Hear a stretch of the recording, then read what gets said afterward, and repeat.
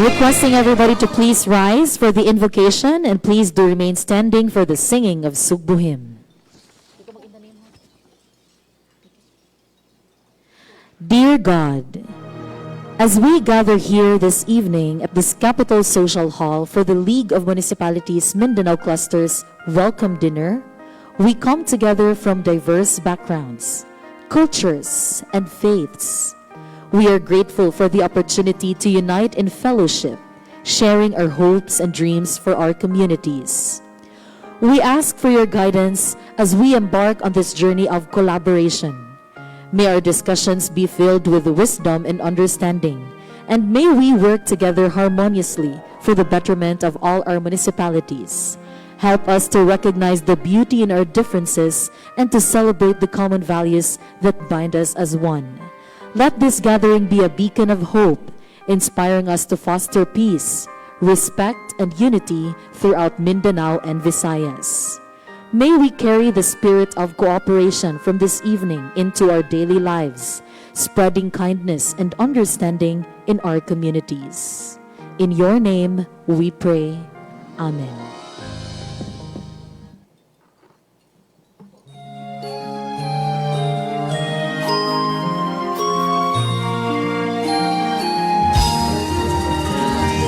Subuhan ang kapuputan sa habagatan, kinapusurang lalawigan sa kabisayan, sa kaalam, adunahan, sa among gugmaong tumukan.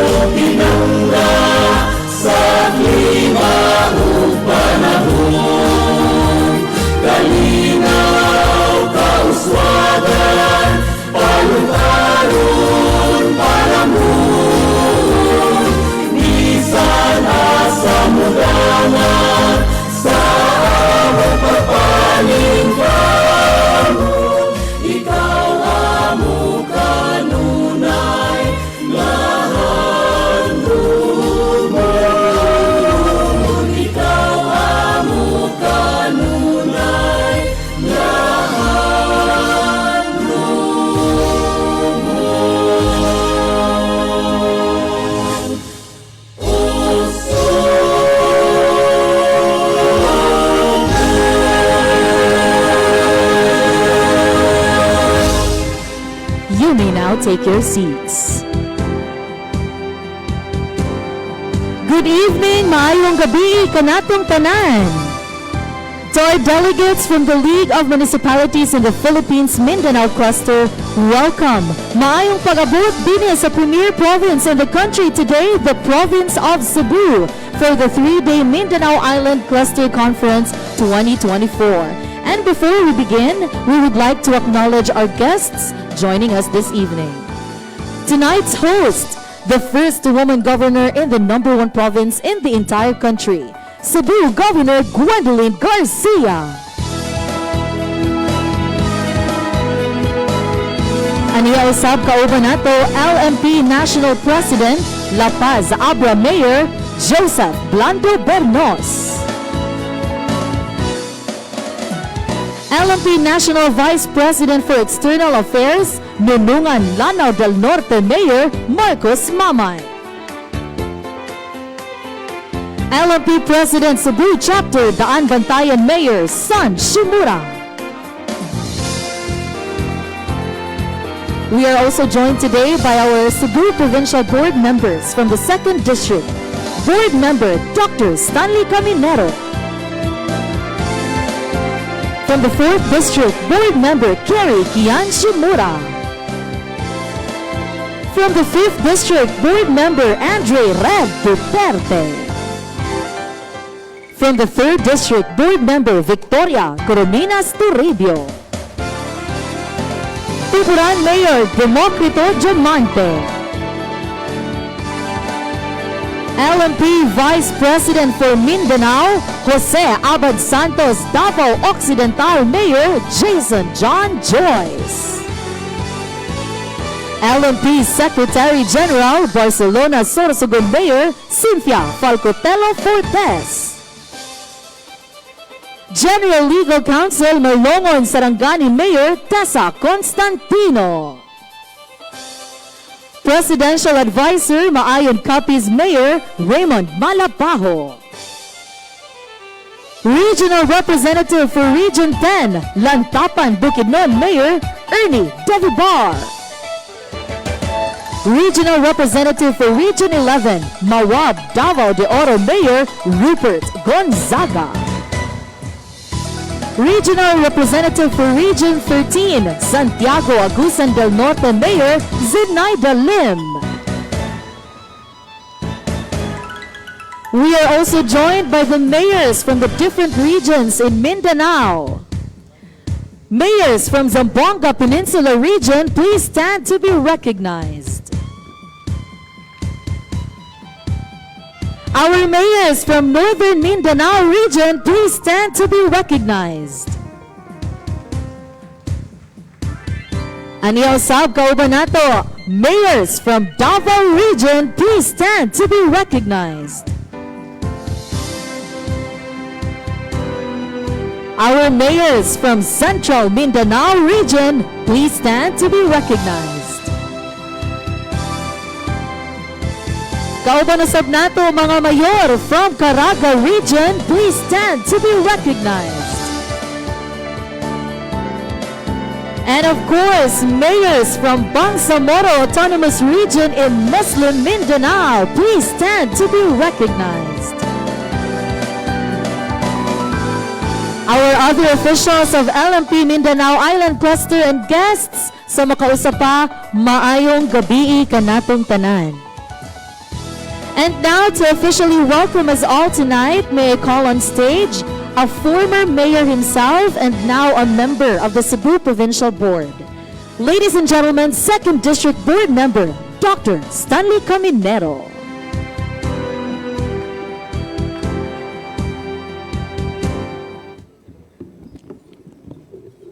Mayong gabi.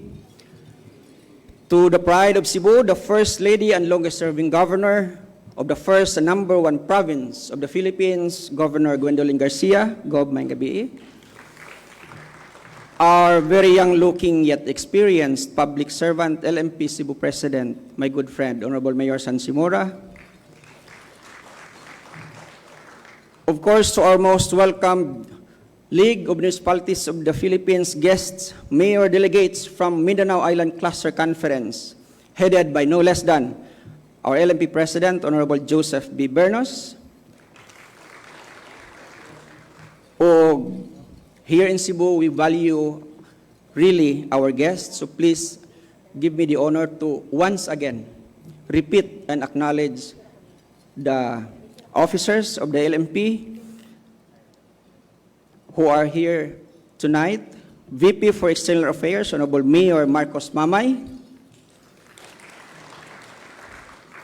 VP for Mindanao, Mayor Jason John Joyce, Mayor. SICGEN, Mayor Cynthia Falcotelo Fortes. Legal Counsel, Mayor Tessa Constantino. Presidential Advisor, Mayor Raymond Malapaho. Regional Representatives for Region 10, Mayor Ernie Devibar. Region 11, Mayor Rupert Gonzalez. Region 13, Mayor Zenaida Lim. And of course, all the mayors coming all the way from Mindanao. Sa ngalan sa mong tinahod nga sulundong inahan sa pangalagad sa Sugbo, Governor Garcia, sa among Vice Gobernador, Junjun Davide, sa mga kaubanan nako nga mga board members, o siyempre sa amo ang mga mayor sa Sugbo, ako maingon, mayong pag-abot, og dayon kamo sa Kapitulyo, sa maanindot, maabi-abihon, og mauswagong lalawigan sa Sugbo. At the outset, I should warn you that here in Cebu, we let our guests cry. In fact, our most recent guest the other day cried during the entire program right here. I am referring to no less than the First Lady of the Philippines, Her Excellency Liza Marcos. But she cried for being unable to contain the happiness in her heart for the extraordinary warmth the Cebuanos showed her. So if you stay a little longer, you might end up crying also. Overwhelmed by the brand of hospitality that our governor and the province of Cebu will let you experience. As a mayor once myself, I understand that it is a continuing challenge to try new initiatives and more innovations in leadership. We go places to learn. Today, you have come to the best province and leaders to learn from, Cebu. In our Cebu experience, I can tell you that the one thing that spurs creativity, innovation, unhindered progress is and has always been unity. Unity is what makes all the difference in effective and impactful leadership that we learn from our very own governor. Unity is the very core of the leadership in Cebu, and this is what propels Cebu to excel in areas such as tourism and culture, commerce and industry, social services, health, among others. And talking about learning from those who excelled on leadership and governance, I would be remiss in not suggesting to you to watch and learn from our indefatigable and maverick governor. As chief executive of the One Island of Cebu, she has shown many of the yet unwritten principles of good governance and good leadership as she championed local autonomy to be the crucial catalyst in transformative governance. Here in Cebu, we have a mantra, buhat ang pasultihon. So if you want to see more proof of the greatness of Cebu, you can extend your stay, or maybe you can come back during our Pasigarbo sa Sugbo on August 25, advertisement na ni, where you can witness the Festival of Festivals and see firsthand that even amidst the competition among our 52 LGUs of the province, there is unity among them. I also urge you, dear mayors, to stroll around Cebu and experience and discover the many things that made Cebu the first and top province in the entire Philippines. And before you start crying for a long welcome address o sa kagutom, dinhi na lang kukutob. Again, welcome and enjoy the evening. Daghang salamat, 2nd District Board Member Dr. Stanley Caminero.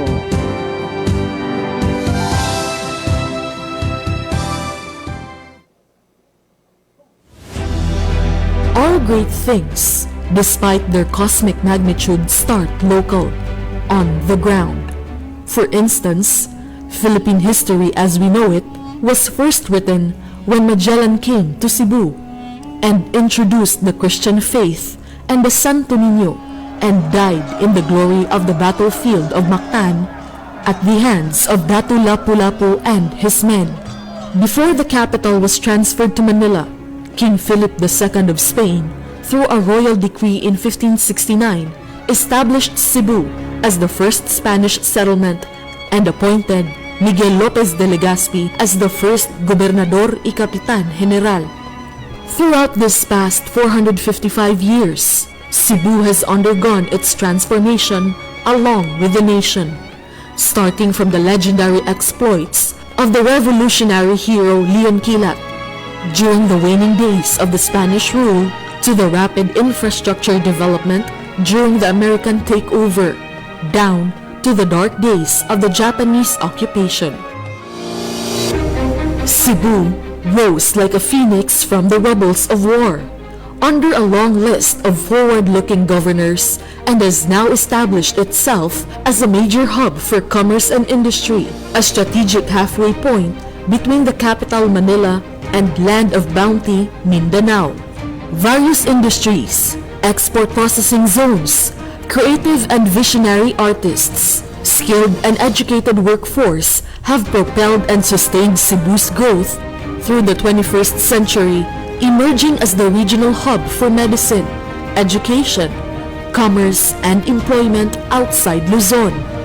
With world-class facilities and infrastructure, Cebu is also a top-of-mind destination for rest and relaxation, with a complete range of tourism offerings such as fine powdery beaches, awe-inspiring dive spots, scenic mountain ranges, majestic waterfalls, canyoneering trails, all within an hour's drive from the comforts of the bustling metropolis. You name it, Cebu has it. In 2004, Cebuanos elected their first woman governor in Gwendolyn Garcia, and it was never the same. Known for her motto, "Dili sulti ang pabuhaton, buhat maoy pasultihon," which is translated roughly as action, not words. She initiated trailblazing initiatives that positioned Cebu as the premier province in the country today. She leveled the playing field by bringing the benefits of tourism from the metro to the peripheries of the countryside by introducing her flagship tourism initiative called Suri-Suri Cebu. This awakened sleepy towns that are now part of must-see travel itineraries, enticed investors who took notice and started betting on Cebu, pouring in capital on the countryside and spurring economic development. Even the Department of Tourism's nationwide caravan called Suri-Suri Pilipinas, the Philippine Experience, finds its inspiration and benchmark in the Suri-Suri Cebu. The program has led to the discovery of every local government unit's gems and pride of place that gave birth to Pasigarbo sa Cebu, Festival of Festivals. Every August, festival dancers from all over Cebu flash their colorful costumes and dance to the rhythm of their festival jingles, battling it out once a year during the grandest festival showdown this country has ever seen, aptly winning for Cebu the undisputed title as the festival capital of the country. During her return to capital after finishing 3 terms in office, the governor implemented more trailblazing initiatives such as the use of modern technology in capital programs like Cebu Negosyo, Cebu Kahanas, Dasig Cebu, even the delivery of health, transport, and other basic services to the people. Cebu is also a model of local governance done right. Governor Garcia believes that for the country to achieve collective growth and prosperity, the local governments must not rely solely on the efforts of the national government and try to carve their own paths on the ground. As the capital relentlessly pursues to level up and make the Cebuanos' lives better by creating better infrastructure, electricity, and water systems, upgrading the delivery of health services, as well as reducing solid waste production by converting them to energy. The provincial government engages the private sector in multi-billion peso public-private partnerships that develop provincial assets and properties without ever selling them. Thus, the province makes revenues off of them for generations down the line, helping fund the delivery of basic services. Just recently, Cebu has also taken charge in implementing big-ticket public infrastructure in partnership with private investors, sparing the national government from shelling out billions of pesos for the province. After taking care of business at home, Cebu also aggressively pursues international partnerships in trade and investments, tourism and connectivity, education, medicine, as well as cultural and people-to-people exchanges by forging various sisterhood agreements with foreign counterparts from such countries as South Korea, China, Slovenia, Russia, and Spain, among others. Cebu has also taken active part and leadership roles in international organizations, such as the United Nations Tourism, East Asia Interregional Tourism Federation, St. Petersburg International Economic Forum, ASEAN Summit, and East Asia Summit. Later this month, Cebu is slated to host an international economic forum with Russian business, tourism, and health authorities, as well as participate in an international conference hosted by BRICS Plus countries as it prepares to host the next ETO forum next year. As they say, all politics is local. The same could be said of tourism, business and industry, diplomacy, public service, and governance. These are all local because all great things, despite their cosmic magnitude, start local and happen on the ground. As a champion of local governments and local autonomy, Cebu, a place like no other, has continued with its trailblazing streak of implementing programs and projects that other LGUs are most welcome to benchmark and adapt according to their own needs and circumstances. 455 years since its founding, this premier province, the richest province in terms of assets, shows no signs of slowing down as it buckles up and looks to the next 455 years of continued progress and development for Cebu and the Cebuanos. As usual, nauna na naman ang Cebu. Cebu, once again, leads the way.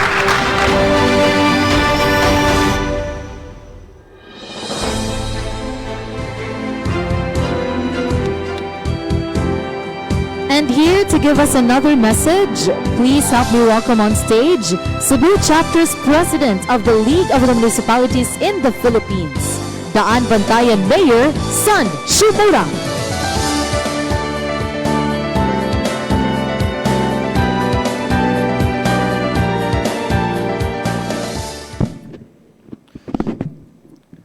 To the number one governor in the entire country, our mother, Governor Garcia.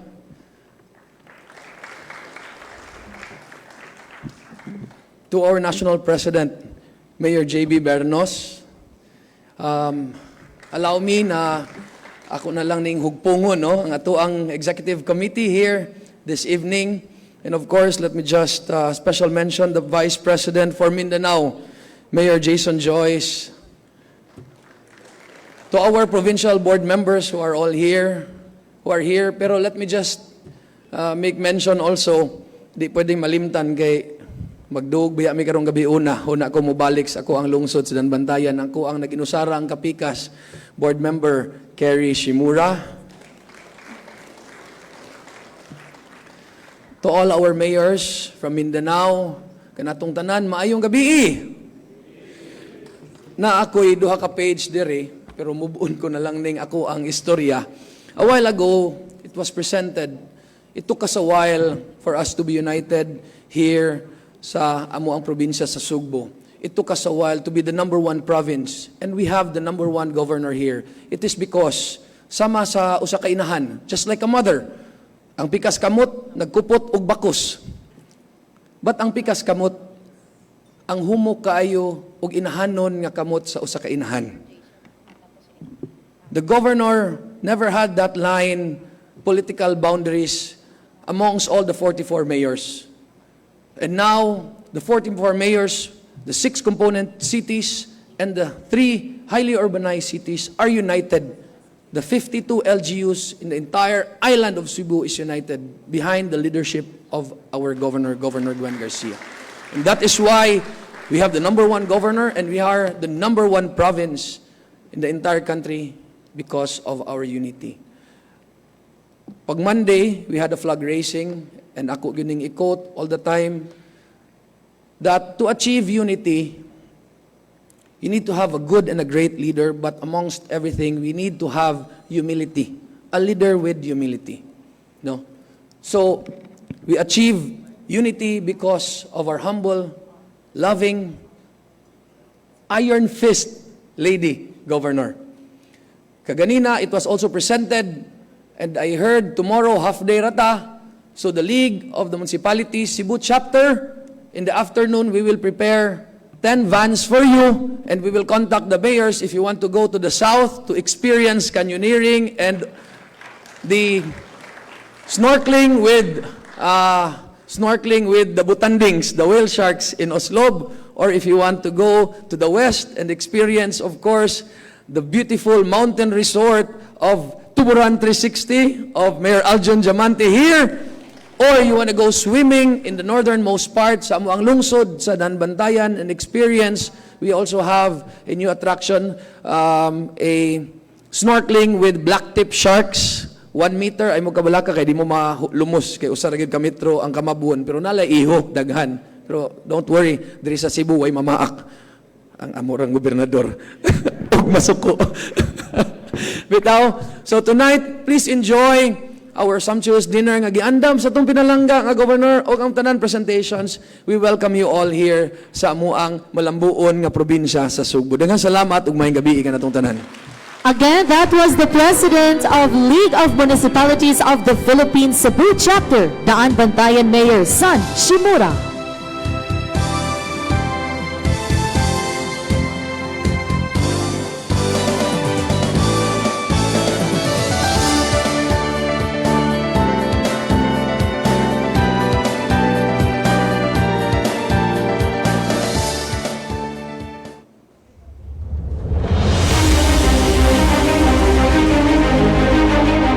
However we feel about it today, the fact remains that Mindanao and Cebu will always have a shared history that dates a while back after the Americans took over. In the early 1900s, the American government encouraged citizens from Luzon and Visayas to effect a large-scale migration to Mindanao to decongest populated areas, as well as to intentionally mix Moro and non-Moro settlers in an attempt to show that the two could work and live together in peace. Under the Commonwealth, President Manuel L. Quezon sustained the migrations that yearly averaged more than 400 families, signing into law the National Land Settlement Administration in 1939, specifically for this purpose. The government's effort achieved its goals to a certain extent. The coexistence bore fruit by way of cultural intermarriages. Today, dozens of languages are spoken in Mindanao. Among them is Cebuano, Hiligaynon, Magindanaon, Maranao, Surigao-nun, Tausug, and Chavacano. Of the 7, Cebuano, often referred to as Bisaya, has the largest number of speakers, being spoken throughout northern Mindanao, Davao Region, the western half of Caraga Region, and the entirety of Zamboanga Peninsula and southern Soxargen. If only for this, Cebuanos will always have a soft spot in their hearts for their Magindanaon brothers and sisters. That is why Cebu Governor Gwendolyn Garcia opens wide tonight the doors of the provincial capital to at least 200 strong mayor members of the League of Municipalities in the Philippines from Mindanao, led by LMP National President and La Paz Abra Mayor Joseph Blando Bernos, as well as LMP Vice President for Mindanao and Jose Abad Santos Mayor Jason John Joyce, who are in Cebu for the 2024 Mindanao Island Cluster Conference. The 4D conference brings together municipal mayors from across Mindanao to share insights, strategies, and best practices for sustainable development at the municipal level. The annual conference enables local chief executives to be better managers of their localities, as envisioned by Republic Act 7160 or the Local Government Code of 1991, which gives LGUs greater autonomy and independence. Who better knows the needs of the people than the mayor who is on the ground? Who is more qualified to address localized problems than the local chief executive who lives with his people and can connect with his constituency directly? Who shares their dreams, joys and pains, and aspirations for a better nation? This is the kind of autonomy and empowerment that Cebu champions under the leadership of Governor Garcia. She took up the cudgels of the masses and became the lone voice of reason during the unreasonable days of the pandemic, initiating various measures that deviated greatly from the recommendations of the IATF, such as the optional use of face masks in open and well-ventilated spaces. The Cebu Provincial Board is the only provincial board in the country that has summoned the officials of the IATF to explain their swabbing policy for returning Filipinos from overseas. And the IATF officials did appear, only to get lectured by Cebuanos about the limits of their powers imposed on local government units. And there was the Bureau of Animal Industry, which Governor Garcia had to tackle after declaring an African swine fever outbreak in Cebu and imposed their culling policy, haphazardly implementing it without thought or prudent course of action. Such action has caused the culling of hogs and deprived the farmers of some local government units here of their livelihoods when there were no actual details of the findings and no explanation on their basis for declaring an outbreak. Governor Garcia filed charges against the BAI officials before the anti-graft body to hold the officials administratively liable, and she was eventually proven right in her stand to defend the 11 billion peso swine industry in Cebu. And in all these challenges Cebu had to face, it could only be possible if all the leaders were united, and Cebu had chosen the right path to unite. Governor Garcia stood up to lead her people and her mayors to the right path. Despite their political differences in the past, the mayors of the 51 local government units of the province all supported the capital's policies. Every executive order and memorandum issued by the governor has been followed and implemented by all towns and cities, even as she challenged national government officials just to protect the welfare of the Cebuano people. To the officials and members of the LMP Mindanao cluster, we hope that as you discuss reforms and forge linkages for progress and sustainable development for your respective LGUs, you will be inspired by the maverick examples of Cebu, champion of local autonomy and local governance, and the premier province in the entire country today. Welcome to Cebu!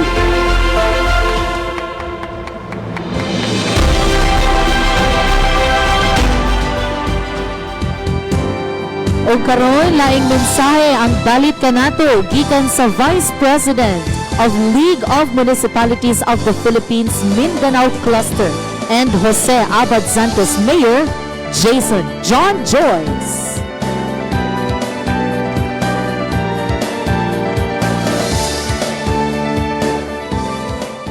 Ngayong gabi, dili ko mag-A kay basig makasabaan ko ni Gov. Pero basin ganahan mo, A! Ayos. Governor Gwen Garcia, to all the members of the Sangguniang Panlalawigan of the Province of Cebu, LMP National President Mayor J.B. Bernos, LMP Vice President for the Visayas and Cebu Chapter President Mayor San Shimura, fellow members of the LMP Execom, fellow Mindanaon mayors, LMP staff, and provincial capital staff, maayong gabi sa inyong tanan. It was barely a week ago when we had our courtesy visit with the good governor giubinanta ni Mayor San. O karon naa na kita diri karong gabi. Labay lang na ako'y gihangyo kay Gov Gwen atong panahon, naghangyo ko basin pwede siya modagan og senador to represent the Bisaya from Visayas and Mindanao. Pero nag-ingon man si Mayor San nga dili man namo ipahulam ang among governor. Ug nag-ingon pod si Gov nga sa Cebu ra gyud ay siya. Pero Gov, kung mabag-o ang imong pahuna-huna, naa ang tanang Mindanao mayors kung maabot ang panahon nga modagan gyud ka og senador. And let us remember that it started tonight. The campaign for senatorship started tonight here. Kung maabot lang ang panahon, sorry, Gov. So, basig mapaakan ko. Without any hesitation, the good governor opened its doors to host us, the Mindanaoan mayors. Daghan kaayong salamat, Gov. Gwen. I know how busy you are with the celebration of the founding anniversary, but you still agreed to host us.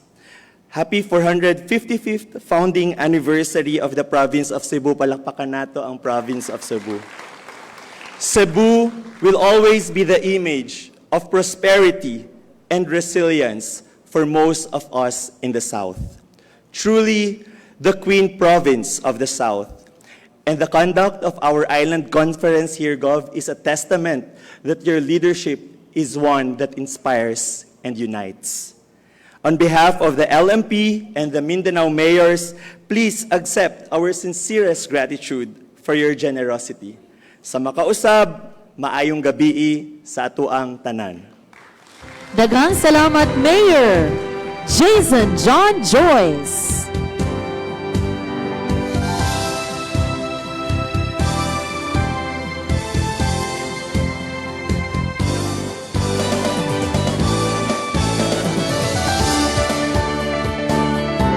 And now, to give us another message, here is the League of Municipalities of the Philippines President and La Paz Abra Mayor, Joseph Blando Bernos.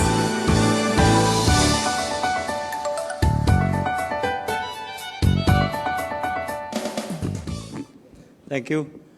I would rather say a few words of gratitude to our host province, especially to the one-of-a-kind local chief executive of the province of Cebu, Governor Gwen. Maraming salamat po sa napakalaking karangalan binigay ninyo sa amin, especially the Mindanao mayors.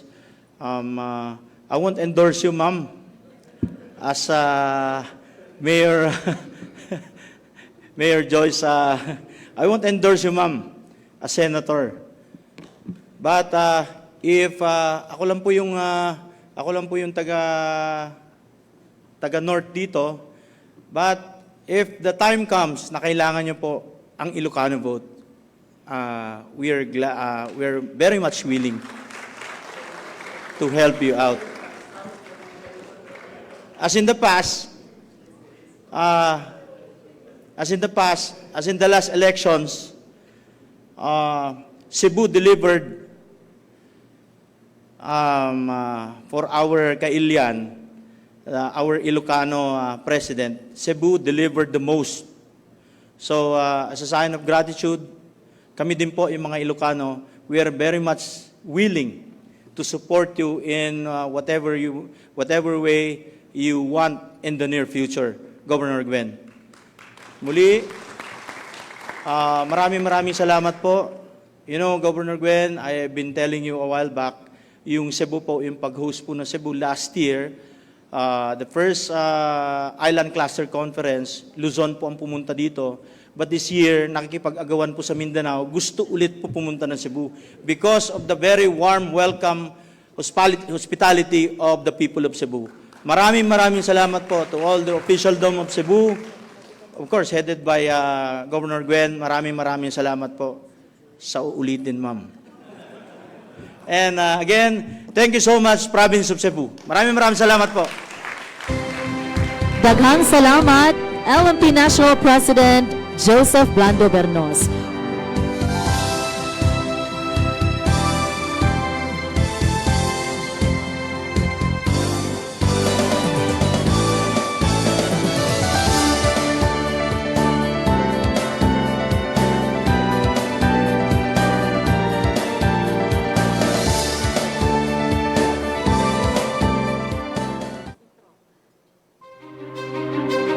The first woman governor Cebu has elected in its 455-year history.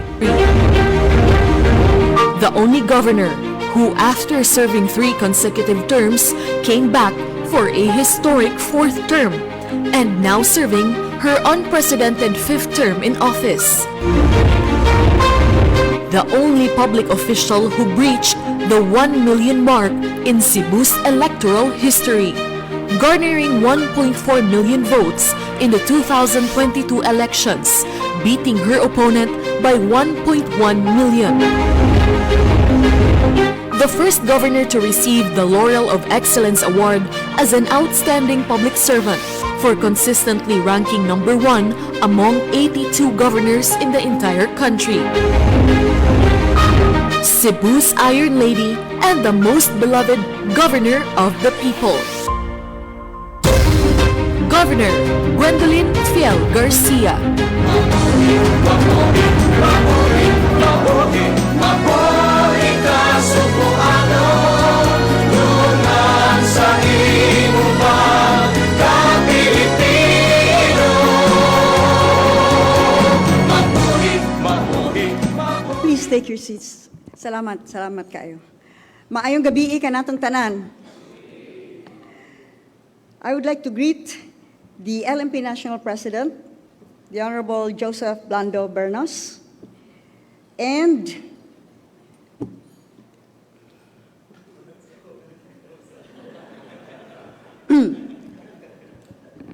mamaya kita tayo doon.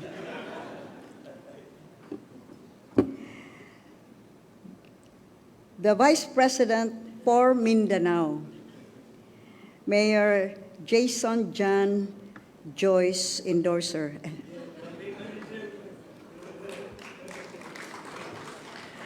Our board members and our own LMP President of the Cebu chapter, Mayor San Shimura, the officers of the LMP, and the mayors of the Mindanao cluster. Maayong gabi kanatong tanan. I will be brief. You honor Cebu with your presence and choosing Cebu to hold your Mindanao Cluster Assembly. Daghan gyud kaayong salamat gikan sa kinhiladman sa akong kasing-kasing. But after all, I believe that the bonds that tie us have always been there through past decades and will continue for many, many decades to come. Kadaghanan sa akong pagtuyok kaniadto sa Mindanao, ang ubang mga lugar dito, ang pangalan sa mga munisipyo, sama sa amo dinhi sa Cebu. Daghan kong nakitaan, akong naila-ila. I got to meet so many Cebuanos. They had come from Cebu, heeded the call of then President Quezon to go south, young man, go south. And they have instituted, set up their own homes and roots in Mindanao.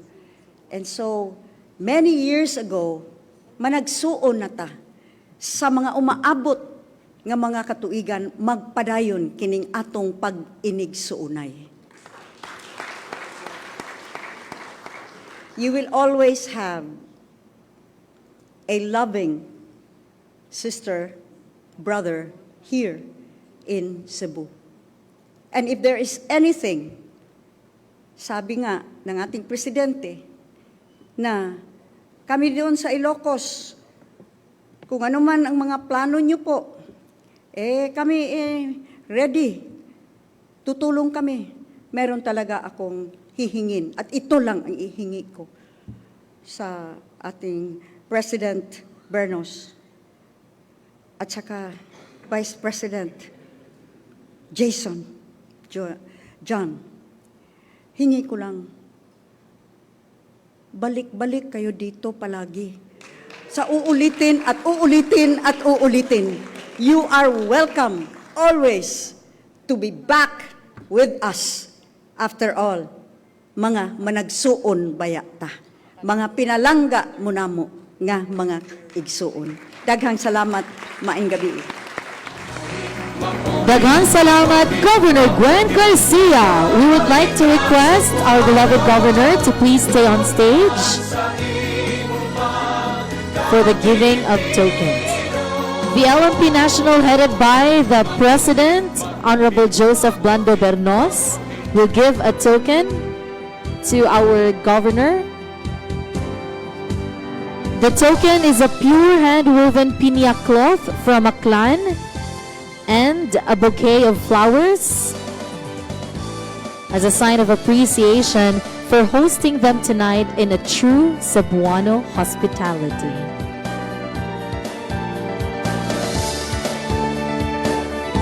And in turn, the province of Cebu would also like to give tokens to our LMP officials as an appreciation for deciding to choose Cebu as your venue.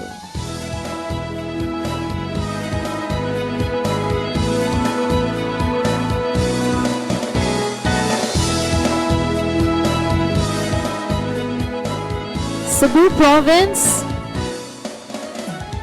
will hand over a token to Honorable Jason John Joyce, the LMP Vice President, Mindanao Cluster,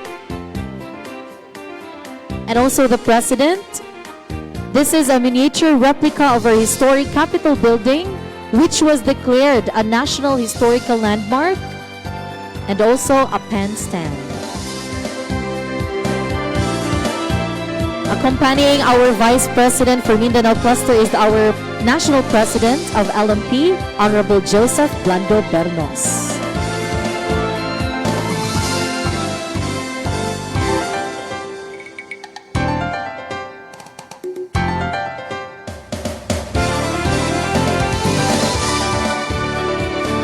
Thank you very much. And now dinner will be served.